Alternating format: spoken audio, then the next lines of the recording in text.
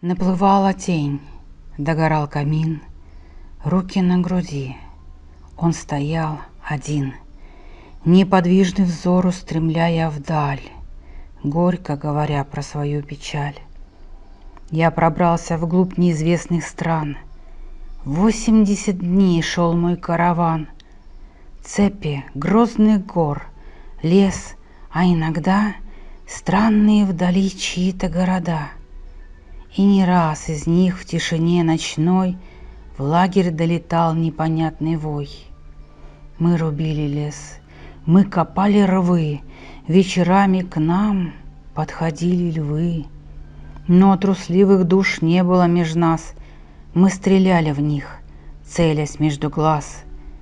Древний я открыл храм из-под песка, именем моим названа река. И в стране озер 5 больших племен слушались меня, чтили мой закон. Но теперь я слаб, как во власти сна, и больна душа, тягостно больна. Я узнал, что такое страх, погребенный здесь, в 4 стенах. Даже блеск ружья, даже плеск волны эту цепь порвать ныне не вольны. И тая в глазах злое торжество, женщина в углу слушала его.